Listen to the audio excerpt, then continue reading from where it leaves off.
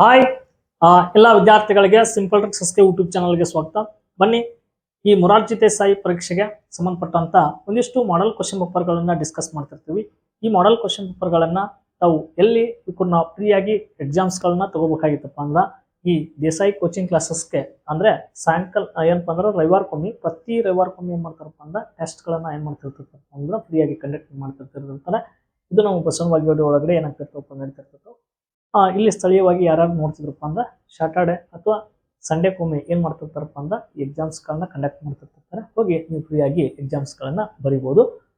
ಎಲ್ಪ ಅಂದ್ರೆ ಗಾಂಧಿನಗರ ಒಳಗಡೆ ಶರಣಬಸವೇಶ್ವರ ಸ್ಕೂಲ್ ಅಂತ ಕೂಡ ನಾವು ಕರಿತೀವಿ. ಅಲ್ಲಿ ಈ ಎಕ್ಸಾಮ್ಸ್ಗಳನ್ನ ತೆಗೆದುಕೊಳ್ತಿರ್ತಾರೆ. ಹಾಗಾದ್ರೆ ಅಲ್ಲಿ ತೆಗೆದಂತ ಒಂದು ಕ್ವಶನ್ ಪೇಪರ್ ಒಳಗಡೆ ಕನ್ನಡಕ್ಕೆ ಸಂಬಂಧಪಟ್ಟಂತ ಒಂದು ಪ್ರಶ್ನೆ ಪತ್ರಿಕೆಗಳನ್ನ ಏನ್ ಮಾಡ್ತಾ ಇದ್ರಪ್ಪ ಅಂದ್ರೆ ಡಿಸ್ಕಸ್ ಮಾಡ್ತಾ ಇರ್ತೀನಿ. ಪ್ರಶ್ನೆ ಯಾವ ತರ ಇದೆ ಅಂತೇಳಿ ನಾವು ನೋಡ್ಕೊತ ಬಂದಾಗ ಯಾರಾದ್ರೂ ಫಸ್ಟ್ ಟೈಮ್ ಚಾನಲ್ ನೋಡ್ತಿದ್ರಪ್ಪ ಅಂದ್ರೆ ಚಾನಲ್ ಒಂದು ಸಬ್ಸ್ಕ್ರೈಬ್ ಮಾಡ್ಕೊಂಡು ಈ ತರ ಸಾಕಷ್ಟು ಪ್ರಶ್ನೆ ಪತ್ರಿಕೆಗಳನ್ನ ನಮಗೆ ಫ್ರೀಯಾಗಿ ಏನಾಗ್ತಿರ್ತಪ್ಪ ಅಂದ್ರೆ ಸಿಗ್ತಿರ್ತವೆ. ಸರ್, ಕನ್ನಡದ ಒಳಗಡೆ ರವೀಂದ್ರನಾಥ್ ಟಾಗೋರ್ ಅವರ ನಾಟಕ ಅದಂತ ಪಂಜರ ಶಾಲೆ. ಈ ಪಂಜರ ಶಾಲೆ ಎಂಬ ಪಂಜರ ಶಾಲೆ ಎಂದು ಕನ್ನಡಕ್ಕೆ ಅನುವಾದಿಸಿದವರು ಯಾರು? ಇದೊಂದು ನಾಟಕ. ರವೀಂದ್ರನಾಥ್ ಟಾಗೋರ್ ಅವರ ನಾಟಕವನ್ನ ಪಂಜರ ಶಾಲೆ ಎಂದು ಕನ್ನಡಕ್ಕೆ ಅನುವಾದಿಸಿದವರು ಯಾರಪ್ಪ ಅಂದ್ರೆ ಶಿವರಾಮ್ ಕಾರಂತ್, ಬಿ.ವಿ. ಕಾರಂತ್, ಕುವೆಂಪು, ಜಿ.ಎಸ್. ಶಿವರುದ್ರಪ್ಪ ಅಂತೇಳಿ ಆಪ್ಷನ್ಸ್ಗಳಿದಾವೆ. ಇದಕ್ಕ ಸರಿಯಾದ ಉತ್ತರ ಯಾವತ್ತಪ್ಪ ಅಂದ್ರ ಬಿ.ವಿ. ಕಾರಂತ್ ಅಂತೇಳಿ ಕರಿತೇವೆ. ಹಾಗಾಗಿ ಆಪ್ಷನ್ಸ್ ಬಿ ಏನ್ ಮಾಡಬೇಕಪ್ಪ ಅಂದ್ರ ರೈಟ್ ಆನ್ಸರ್ನ ಹಾಕ್ಬೇಕು. ಕಡಲ ತೀರದ ಭಾರ್ಗವ ಶಿವರಾಮ್ ಕಾರಂತ್, ಕುವೆಂಪು ಒಂದನೇ ಕವಿ ಅಂತೇಳಿ ಕರಿತೀವಿ. ರಾಷ್ಟ್ರಕವಿ ಒಳಗಡೆ ಎರಡನೇದವರು. ಒಂದನೇದವ್ರು ಯಾರಪ್ಪ ಅಂದ್ರೆ ಗೋವಿಂದ ಪೈ, ಮೂರನೇದವರು ಜಿ.ಎಸ್. ಶಿವರುದ್ರಪ್ಪ. ಒಟ್ಟು ಕನ್ನಡದಲ್ಲಿ 3 ಮಂದಿ ರಾಷ್ಟ್ರ ಕವಿಗಳದಾರ ಅನ್ನೋದು ನಮ್ಗ ಗೊತ್ತಿರ್ಲಿ.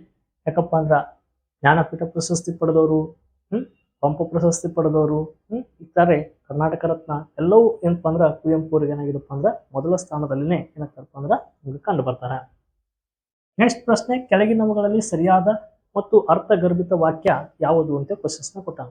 ತಾವೆಲ್ಲವೂ ಕೂಡ ಸ್ಟೇಟ್ಮೆಂಟ್ಗಳನ್ನ ಓದ್ಬೇಕು, ಯಾವುದು ಸರಿ ಅನ್ಸ್ತೈತಿ ನೋಡ್ಬೇಕು. ಇಲ್ಲಿ ನೋಡ್ರಿ, ಶ್ಯಾಮನು ಊರಿಗೆ ಹೋದನು ಆಗ್ಬೇಕೈತಿ, ಇಲ್ಲಿ ಓದನು ಅಂತ ಐತಿ. ಹೀಗಾಗಿ ಇದು ಒಂದೇ ಆಪ್ಷನ್ಸ್ ಏನಾಗ್ತಪ್ಪ ಅಂದ್ರೆ ತಪ್ಪಾಯ್ತು.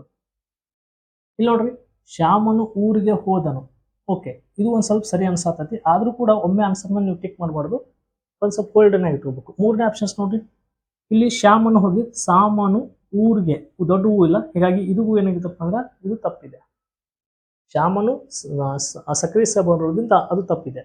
ಇಲ್ಲಿ ನೋಡ್ರಿ ಆಪ್ಷನ್ಸ್, ಶ್ಯಾಮನು ಹುರಿಗೆ ಅಂತೇಳಿ ಇದೆ, ಊರಿಗೆ ಅಂತ ಆಗ್ಬೇಕಾಗಿತ್ತು, ಇದು ತಪ್ಪಾಯ್ತು. ಹಾಗಾಗಿ 3 ತಪ್ಪದು. ಈಗ ಆಟೋಮೆಟಿಕ್ ನೀವು ಹೋಲ್ಡ್ ಮಾಡಿದಂತ ಆನ್ಸರ್ ಯಾವ್ದು? ಈಗ ಬಿ. ಆಟೋಮೆಟಿಕ್ ನೀವು ಆನ್ಸರ್ನ ಬಿ ಏನ್ ಮಾಡಬೇಕಪ್ಪ ಅಂದ್ರೆ ಚೂಸ್ನ ಮಾಡ್ಬೇಕು. ಬಿ ಇದಕ್ಕ ಸರಿ ಉತ್ತರ ಆಗಿರ್ತದ. ಇನ್ನ ನೆಕ್ಸ್ಟ್ ಪ್ರಶ್ನೆ ಏನ್ ಕೇಳ್ತಾನಪ್ಪ ಅಂತ ನೋಡ್ಕೊತ ಬಂದಾಗ, ನದಿಯು ಜೋರಾಗಿ ಹರಿಯುತ್ತಿದೆ. ಹೌದಾ, ನದಿಯು ಏನ್ ಮಾಡತ್ತದಪ್ಪ ಅಂದ್ರೆ ಜೋರಾಗಿ ಹರಿಯುತ್ತಿದೆ. ಈ ವಾಕ್ಯದಲ್ಲಿರುವಂತ ನಾಮಪದ ಯಾವುದು ಅಂತ ಕ್ವಶನ್ಸ್ನ ಕೊಟ್ಟಾನ. ನಾಮಪದ ಅಂತ ಅಂದ್ರೇನು? ಇಲ್ಲಿ ಇಟ್ಟಂತ ಹೆಸರುಗಳು. ಇಲ್ಲಿ ನೋಡ್ರಿ, ಜೋರಾಗಿ ಇದು ನಾಮ ಅಲ್ಲ, ಹರಿಯುತ್ತಿದೆ ಅಲ್ಲ, ಯಾವುದು ಅಲ್ಲ. ಇದರಲ್ಲಿ ನದಿ ಅನ್ನೋದೇ ನಾಮಪದ.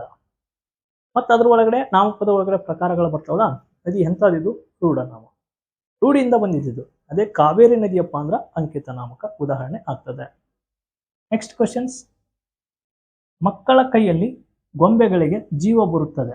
ಕೈಯಲ್ಲಿ ಎಂಬುದು ನೋಡ್ರಿ, ಕೈಯಲ್ಲಿ ಎಂಬುದ್ರ ಒಳಗಡೆ ಯಾವ ವಿಭಕ್ತಿ ಪ್ರತ್ಯಯ ಇದೆ? ಒಟ್ಟು ವಿಭಕ್ತಿ ಪ್ರತ್ಯಯಗಳು ನಾವು 8 ಅಂತ ಓದ್ತಿರ್ತಿರ್ತೀವಿ. ಅದ್ರ ಒಳಗಡೆ ಒಂದನೇದು ಏನಪ್ಪಾ ಅಂದ್ರ ಏನು ಸಂಬೋಧನ, ಅದು ಏನಾಗಲ್ಲಪ್ಪ ಅಂದ್ರೆ ಕನ್ಸಿಡರ್ ಆಗಂಗಿಲ್ಲ. ಆದ್ರ ಇಲ್ಲಿ ಕೈಯಲ್ಲಿ, ಕೈಯಲ್ಲಿ ಸಪ್ತಮಿ ಅಲ್ಲಿ ಅಂತ ಕರಿತೀವಿ, ದ್ವಿತೀಯ ಅನ್ನೋದು ಕರಿತೀವಿ, ಚತುರ್ಥಿ ಗೆ ಅಂತ ಕರಿತೀವಿ, ಷಷ್ಠಿ ಅಂತೇಳಿ ಕರಿತೀವಿ. ಹಾಗಾದ್ರೆ ಕೈಯಲ್ಲಿ ಅಲ್ಲಿ ಬತ್ತಪ್ಪ ಅಂದ್ರೆ ಸಪ್ತಮಿ ಅಲ್ಲಿ ಅಂತೇಳಿ ಹಾಕ್ಬೇಕಾಗ್ತದ. ಹೀಗಾಗಿ ನೀವು ಆಪ್ಷನ್ಸ್ ಎ ಏನ ಮಾಡ್ತಿರಪ್ಪ ಅಂದ್ರೆ ಇದಕ್ಕ ಸರಿ ಉತ್ತರವನ್ನ ಹಾಕ್ಬೇಕಾಗ್ತದ. ಸರ್, ಕನ್ನಡ ಏನಪ್ಪಾ ಅಂದ್ರೆ ನಾವು ಹೇಳುದಿಲ್ಲ, ಸುಮ್ಮನೆ ಕ್ವಶನ್ ಪೇಪರ್ಗಳನ್ನ ಡಿಸ್ಕಸ್ ಮಾಡ್ತಾ ಇರ್ತಾನೆ. ಎಲ್ಲಾದ್ರೂ ಒಂದೊಂದು ಏನಾದ್ರೂ ಮಿಸ್ಟೇಕ್ ಆಗಿದಪ್ಪ ಅಂದ್ರೆ ಕಾಮೆಂಟ್ ಬಾಕ್ಸ್ ನಲ್ಲಿ ಏನ್ ಮಾಡ್ರಪ್ಪ ಅಂದ್ರೆ ತಿಳಿಸ್ರಿ. ನೆಕ್ಸ್ಟ್, ಕಾಲಕ್ಕೆದುರು ಈ ಪಡೆನುಡಿಯ ಅರ್ಥ ಏನು ಅಂತ ಕ್ವಶನ್ಸ್ನ ಕೊಟ್ಟಿದ್ದಾರೆ. ಕಾಲಕ್ಕೆದುರು ಈ ಪಡೆನುಡಿಯ ಅರ್ಥ ಏನು? ಇದ್ರ ಒಳಗಡೆ ಬಲ ಪ್ರದರ್ಶಿಸು, ಸಿಟ್ಟಾಗು, ದ್ವೇಷ ಮಾಡು, ಜಗಳ ತೆಗೆ.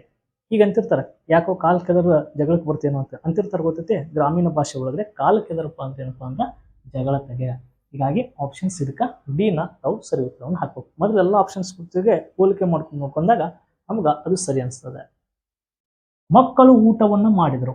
ಊಟ ಎನ್ನುವ ಪದ ಡ್ಯಾಶ್ ಆಗಿದೆ ಅಂತ ಪ್ರಶ್ನೆ ಇದೆ. ಊಟ ಎನ್ನುವ ಪದ ಡ್ಯಾಶ್ ಆಗಿದೆ. ಕ್ರಿಯಾಪದ, ವಿಭಕ್ತಿ ಪ್ರತ್ಯಯ, ಕರ್ಮಪದ, ನಾಮಪ್ರಕೃತಿ. ಇದ್ರ ಒಳಗಡೆ ಊಟ ಅನ್ನೋದು ಏನಪ್ಪಾ ಅಂತ ಕ್ವಶನ್ಸ್ ಕೊಟ್ಟಾನ. ಇಲ್ಲಿ ವಿಭಕ್ತಿ ಪ್ರತ್ಯಯ ಅಂತೂ ಅಲ್ಲ, ಕ್ರಿಯಾಪದ ಅಂತೂ ಅಲ್ಲ, ಕರ್ಮಪದ, ನಾಮ ಪ್ರಕೃತಿ. ಇದ್ರ ಒಳಗಡೆ ಇದು ಕರ್ಮಪದಕ ರೈಟ್ ಆನ್ಸರ್ ಆಗ್ತದೆ. ಇನ್ನು ನೆಕ್ಸ್ಟ್ ಪ್ರಶ್ನೆ ಏನಿದೆ ನೋಡ್ರಿ, ಕೆಳಗಿನ ನಮ್ಗಳಲ್ಲಿ ಅನುನಾಸಿಕ ಯಾವುದು ಅಂತ ಪ್ರಶ್ನೆ ಇದೆ. ಅನುನಾಸಿಕ ಅಂದ್ರೆ ಏನಪ್ಪಾ ಅಂದ್ರ ಆ ವರ್ಗದ ಕೊನೆಯಲ್ಲಿ ಇರುವಂತಹ ಅಕ್ಷರಗಳು 5 ಅದಾವಲ್ಲ, ಅವಕ್ಕೆ ಅನುನಾಸಿಕ ಅಕ್ಷರಗಳು ಅಂತ ಕರಿತೀವಿ. ಮೂಗಿನ ಸಹಾಯದಿಂದ ಉಚ್ಚಾರಣೆ ಮಾಡ್ತಿರ್ತವೆ. ಇಲ್ಲಿ ಬ, ನ, ಕ, ತ ಅಂತಿದೆ. ಯ, ನ, ನ, ಮ ಕೊನೆ 5 ಅಕ್ಷರಗಳಿದಲ್ಲ, ಅವನ್ನ ಅನುನಾಸಿಕ ಅಕ್ಷರಗಳು ಅಂತ ಕರಿತೀವಿ. ಹೀಗಾಗಿ ಇದನ್ನ ಬಿ ಏನ್ ಮಾಡಬೇಕಪ್ಪ ಅಂದ್ರೆ ನಾವು ನ ಟಿಕ್ ಮಾಡ್ಬೇಕಾಗ್ತದ. ನೀರು ಎಷ್ಟೊಂದು ಕೊಳಕಾಗಿದೆ, ನದಿಯ ವಾಕ್ಯ ಸರಿಪಡಿಸಿದೆ ಅಂತ ಕ್ವಶನ್ಸ್ ನ ಕೊಟ್ಟ. ನೀರು ಎಷ್ಟೊಂದು ಕೊಳಕಾಗಿದೆ ನದಿಯ ಅಂತೇಳಿ ಮತ್ತಿಲ್ಲಿ ಕೊಟ್ಟಣ. ಇದನ್ನ ವಾಕ್ಯ ಸರಿಪಡಿಸ್ರಿ. ನೋಡ್ರಿ, ಎಷ್ಟೊಂದು ನೀರು ಕೊಳಕಾಗಿದೆ ನದಿಯ, ಅಷ್ಟೊಂದು ಸರಿ ಅನ್ಸ್ತಂಗಿಲ್ಲ. ಹೀಗಾಗಿ ಒಂದೇ ಆಪ್ಷನ್ಸ್ ಏನಂತಪ್ಪ ಅಂದ್ರೆ ರಿಮೂವ್ ಮಾಡಿದೆ. ನೀರು ನದಿಯ ಎಷ್ಟೊಂದು ಕೊಳಕು, ಇದು ಅಷ್ಟೊಂದು ಸರಿ ಅನಿಸ್ತಾ ಇಲ್ಲ. ನೀರು ನದಿಯ ಎಷ್ಟೊಂದು ಕೊಳಕು, ನದಿಯ ನೀರು ಎಷ್ಟೊಂದು ಕೊಳಕಾಗಿದೆ. ಇಲ್ಲಿ ಕೊಳಕಾಗಿದೆ ನದಿಯ ಎಷ್ಟೊಂದು, ಇದು ಅಂತೂ ಅನ್ಸಂಗಿಲ್ಲ. ಇಲ್ಲಿ ನೋಡ್ರಿ, ನದಿಯ ನೀರು ಎಷ್ಟೊಂದು ಕೊಳಕಾಗಿದೆ, ಇದು ಸರಿ ಅನಿಸ್ತದೆ. ಹೀಗಾಗಿ ಆಪ್ಷನ್ಸ್ 3 ಏನ್ ಮಾಡಕಪ್ಪ ಅಂದ್ರ ನಾವು ಸರಿ ಉತ್ತರವನ್ನ ಹಾಕಿ ಬರ್ಬೇಕಾಗ್ತದ. ಇನ್ನ ನೆಕ್ಸ್ಟ್ ಪ್ರಶ್ನೆ, ರಮೇಶನು ಉಮೇಶನನ್ನ ಮದುವೆಗೆ ಏನ್ ಮಾಡ್ತಾನಪ್ಪ ಅಂದ್ರೆ ಆಹ್ವಾನಿಸಿದನು. ಇಲ್ಲಿ ಆಹ್ವಾನಿಸಿದ್ದನು ಎಂಬುದು ಏನು ಅಂತ ಕ್ವಶನ್ಸ್ ನ ಕೊಟ್ಟಿದ್ದಾರೆ.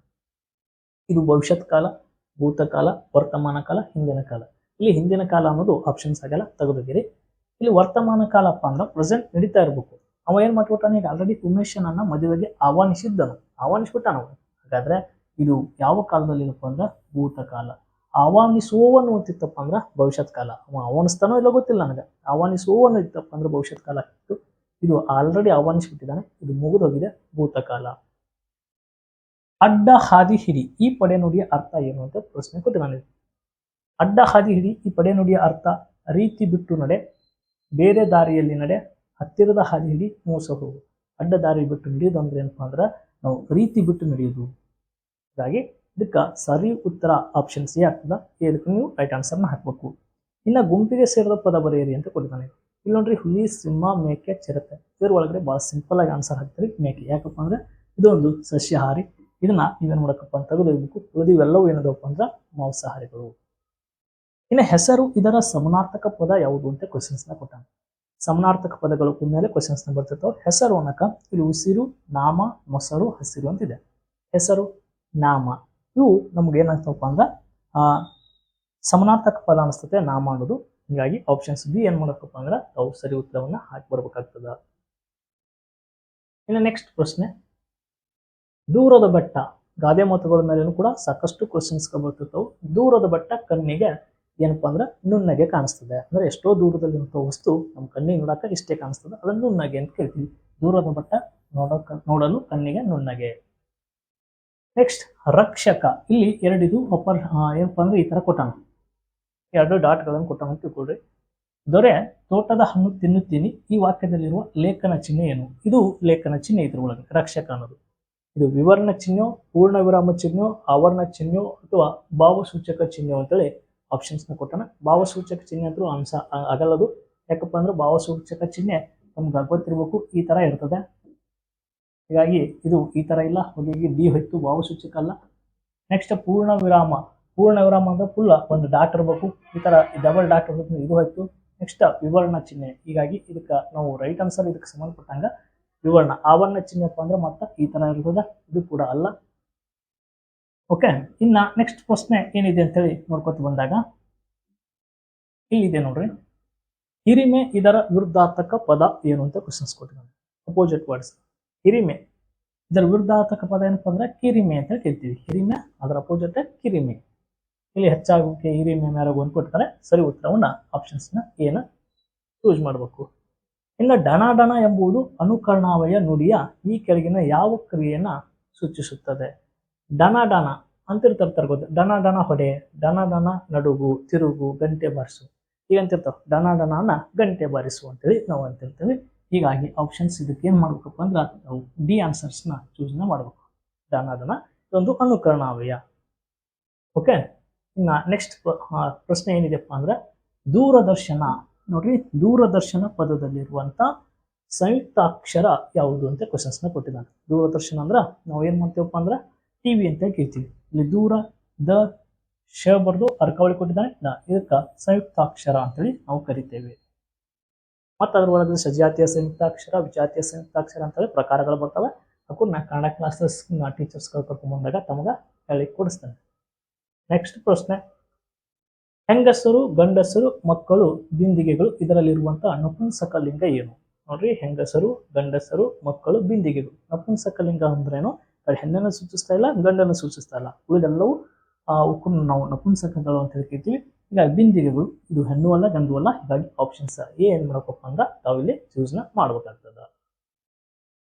ಮಡಿಸಿದರೆ ಮಗ್ಗು, ಮಡಿಸಿದರೆ ಮಗ್ಗು, ಬಿಡಿಸಿದರೆ ಹೂವು, ಆದರೂ ಪರಿಮಳವಿಲ್ಲ ನಾನ್ಯಾರು ಅಂತ ಕ್ವಶನ್ಸ್ನ ಕೊಟ್ಟಾನಿಲ್ಲಿ.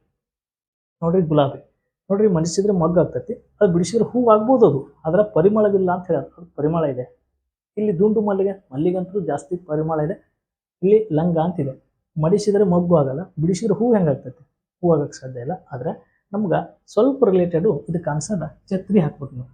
ಯಾಕಪ್ಪ ಅಂದ್ರೆ ಮಡಿಸಿದ್ರೆ ಮಗ್ಗು ಆಗ್ತದೆ, ಬಿಡಿಸಿದ್ರೆ ಒಂಥರ ಹೂವಿನಂಗ ಅರಳುತ್ತದೆ, ಜೊತೆಗೆ ಅದಕ್ಕೆ ಯಾವುದೇ ಥರದ್ದು ಪರಿಮಳ ಇಲ್ಲ. ಹೀಗಾಗಿ ಆಪ್ಷನ್ಸ್ ಡಿ ಛತ್ರಿ.